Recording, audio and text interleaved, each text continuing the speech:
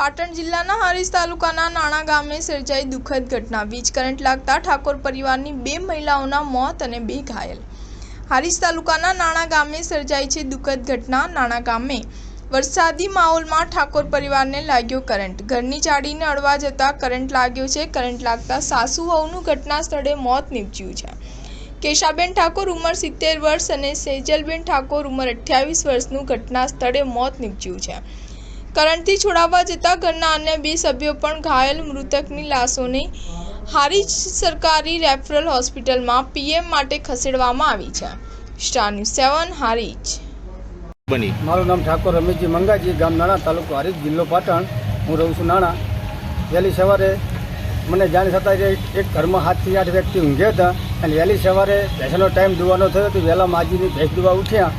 એમાં દરવાજો ખોલતા કરંટ લાગતા એમને છોકરાની વહુને એવું થયું કે માજી કેમ પડી ગયા હતી। છોકરાની વહુ વહેલા ઊભા કરવા જતા એમને કરંટ લાગ્યો।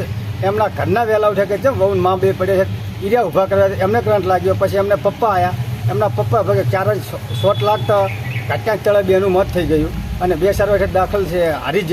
એકને રજા આપી છે, હાલ એક સારવાર હેઠળ પાછા અમે હારીજ આવ્યા સાહેબ દવાખાને। ઓકે।